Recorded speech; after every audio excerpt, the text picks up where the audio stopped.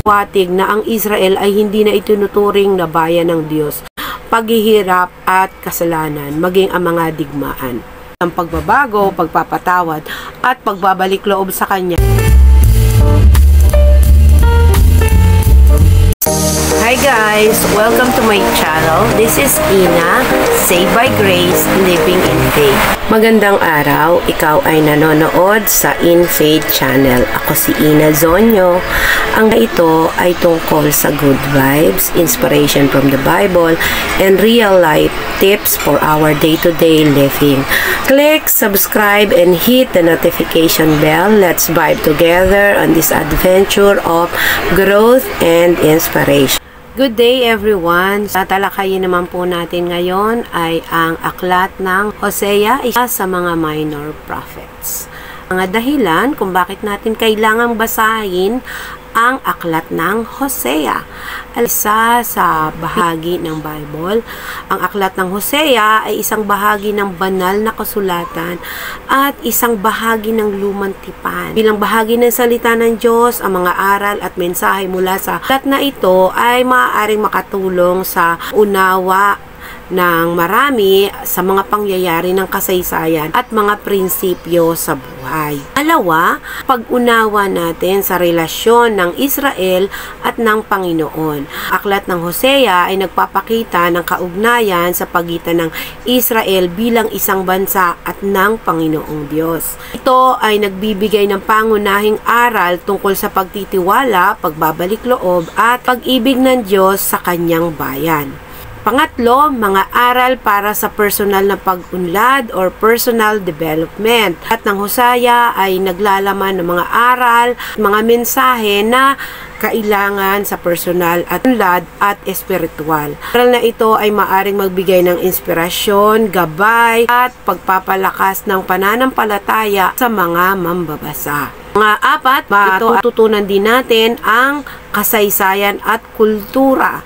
Sa pamamagitan ng pag-aaral ng aklat ng Hosea, maaaring maunawaan ang konteksto ng kasaysayan at kultura, bibigay ng mas malalim na kaalaman at pangunawa sa mga pangyayari at ang pangkasaysayan. Sa panglima, bakit natin kailangan basahin ang aklat ng Hosea?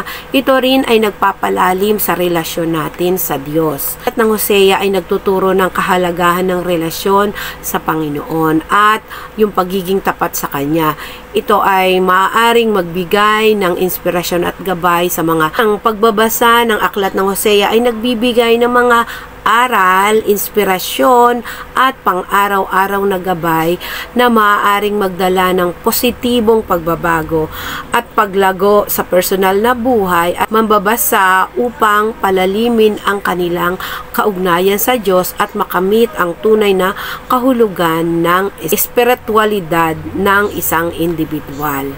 Sa talakayin natin ang aklat ng Hosea, si Hosea ay isang prophet ng lumang tipan, minor prophet. Ang kanyang pangalan ay nangangahulugang salvation o save sa salitang Hebrew. Siya ay isang taga-hilagang bahagi or northern kingdom ng Israel. Kasi po nagkaroon ng division ang Israel noong panahon ni Haring Rehoboam at Jeroboam nung namatay na si Haring Solomon. Ay isang propeta noong ika-8 siglo BCE o yung before Common Era, 750 to 725 BCE.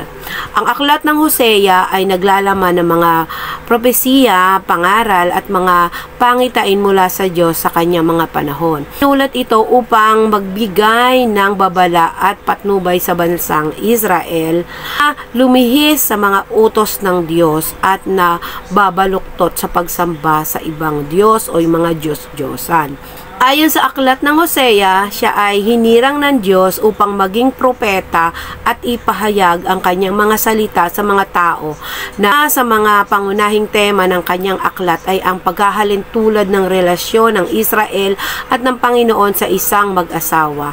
Pinilian si Hosea ng Panginoon na mag-asawa sa isang babaeng nangangalunya upang maging simbolo ng pagtitiis at pagpapatawad ng Diyos sa bansang Israel. Bagaman ito ay nagkasala at lumabag sa kanyang mga utos. Sa pamamagitan ng kanyang mga pangitain, karanasan ni Hosea ay naging instrumento ang Panginoon upang bigyang babala at pag-asa ang mga tao ng Israel. Ang aklat ay naglalaman ng mga pangako ng pagbabalik loob at pagpapatawad ng Diyos, pati na rin ang mga babala at mga kasalanan ng pagsuway ng bansang Israel. Ang aklat ng Hosea ay naglalaman ng mga aral at mga pangako mula sa Diyos na nagbibigay ng patnubay at inspirasyon sa mga mananampalataya sa ating relasyon sa Diyos at sa kapwa. Sa buod ng aklat ng Hosea. Ang aklat ng Hosea ay merong 14 na kabanata. So, sa unang kabanata, nakikita natin dito, tinawag ng Panginoong si Hosea na mag-asawa ng isang babaeng nangangalo niya na nagngangalang Gomer. Si Gomer ay anak ni Diblaim. Ang pangyayaring ito ay isang simbolikong relasyon ng Israel at ng Panginoon. Nagkaanak sila at ang mga pangalan ng anak ni Hosea ay nagpapahayag ng hatol at pagbabalik loob ng Panginoon sa Israel. Narito ang pangalan ng mga anak ni Hosea at ang kanilang mga hulugan. So, nagkaroon siya ng 3 anak. Una si Jezreel, pangalawa si Lo-ruhama at ang pangatlo naman ay si Lo-ami. Si Jezreel, ang pangalan ng kanyang panganay na anak. Ang pangalang Jezreel ay nangangaluga, God so o God is scattered. Ito ay may kaugnayan sa pagtatanim at pag-ani. Pinapakita nito ang babala na ang Panginoon ay nagtatanim at nag-aani ng katarungan bansang Israel. Particular na sa lugar ng Jezreel kung saan naganap ang maraming paghihirap at kasalanan, maging ang mga digmaan. Pangalawa, si Lo-ruhama. Ito ang pangalawang anak ni Hosea, nagngangalang Lo-ruhama, na ang kalugan ay not pitied or not loved. Ipinakita nito na ang Panginoon ay hindi na magpapakita ng habag o pagmamahal sa bansang Israel dahil sa kanilang mga kasalanan. Ang pangatlo ay si Lo-ami. Ang pangalan ng pangatlong anak ni Hosea na nangangahulugang not my people at pagpapahiwatig na ang Israel ay hindi na itinuturing na bayan ng Diyos dahil sa kanilang pagsuway at pag-alis sa Kanya. Ang mga pangalang ito ay hindi lamang mga pangalan ng anak ni Hosea kundi mga simbolo rin ng mga mensahe babala mula sa Diyos bayan ng Israel. Ito ay nagpapakita ng kanyang pagpapahayag ng kanyang kagustuhan sa pamamagitan ng mga pangalan ng anak ni Hosea. Sa ikalawang kabanata naman, ipinapaliwanag dito ang pagtawag ng Panginoon sa Israel na magbalik loob na sa Kanya. Ginamit ang imahe ng pangangalo niya upang ipakita ang relasyon ng bansang Israel at ng Panginoong Diyos. Gayon din, ipinakita dito ang pangako ng Panginoon na nagdudulot ng pagbabago at pagbabalik loob sa Kanya. Sa ikatlong kabanata, ipinakita dito ang pag-ibig at pagpapatawad ng Panginoon sa Israel sa pamamagitan ng pagtawag kay Hosea na magbalik loob sa kanyang asawa na nangangaliwa o nangangalo niya. Ipinakita sa kabanatang ito na bagamat nagkasala ang Israel, patuloy pa rin ang pagmamahal at biyaya ng Panginoon sa kanila. Dito naman po sa ika-4 hanggang sa ika-14 na kabanata, ibinahagi ni Hosea ang mga pangitain at pangaral ng Diyos sa mga tao ng Israel. Ipinakita dito ang mga kasalanan ng bayan at ang mga parusa matatanggap dahil sa kanilang pagsuway. Gayunpaman, ipinahayag din ang pangako ng Panginoon na magdudulot ng pagbabago, pagpapatawad at pagbabalik loob sa Kanya kapag sila ay muling bumalik at sumunod sa Kanyang mga utos.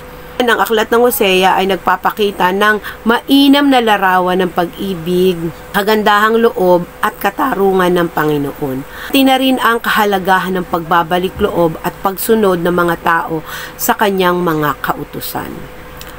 Mga aral na matututunan natin mula sa aklat ng Hosea na maaari naman natin na gamitin sa ating pang-araw-araw na pamumuhay. Ang pag-ibig at pagpapatawad, number 1. Isa sa mga pangunahing aral ng aklat ng Hosea ay di matutumbas ang pag-ibig at pagpapatawad ng Panginoon sa kanyang bayan. Ang pagmamahal na ito ay nagpapakita na kahit gaano man kalaki o kalubha ang iyong kasalanan, mayroong laging pag-asa at pagkakataon para sa pagbabago at pagbabalik loob sa Diyos. Pangalawa, katapatan sa pangako. Ang kahalagahan ng pagiging tapat sa mga pangako at relasyon. Tulad ng pangako ng Panginoon sa Israel. Ito ay nagtuturo sa mga tao o sa atin na maging tapat at manindigan sa ating mga pangako at responsibilidad sa buhay. Hindi lang sa ating pangako sa Diyos, kundi pangako natin sa mga tao na nakapaligid sa atin. Pangatlo, katarungan at kabutihan. Ipinapakita ng aklat ni Hosea ang patas na paghatol ng Panginoon sa kasalanan ng Israel. Ngunit, ipinapakita rin nito ang kabutihang loob ng Panginoon na handa siyang patawad at magbigay ng pag-asa. Itinuturo rin ito na maging patas at makatarungan tayo sa ating mga gawain. Rin ang pagpapatawad at pagbibigay ng pangalawang pagkakataon sa iba. So, ini-elaborate dito ni Thea ang katarungan at kabutihan. Hindi lang ng Diyos, pati ng tao. Pag-illustrate ni Lord kung paano mahalin ang tao. Pang-apat, pagsunod sa mga kautusan ng Diyos. Ang aklat ay nagpapakita ng kahalagahan ng pagsunod sa mga kautusan at plano ng Panginoong Diyos. Ito ay nagtuturo sa mga mambabasa na maging masunurin at magtiwala sa gabay ng Diyos sa ating buhay. Sa pangkalahatan, ang aklat ng Hosea ay nagbibigay ng mga aral at prinsipyong maaaring maging gabay natin sa ating araw-araw na buhay, tulad ng pagmamahal, pagpapatawad, katapatan, katarungan at pagsunod sa kautusan ng Diyos. Kung ikaw man ay may natutunan at na-bless sa video ito, i-like mo, i-share upang mas marami pa ang ma-bless, i-click ang subscribe button, ang notification bell para makita mo ang susunod na mga video pa. Lagi mong tatandaan ang walang hanggang katapatan ng Diyos, magtiwala sa di mauubos at di matutumbasan pagmamahal ng Diyos. Thank you for watching. God bless.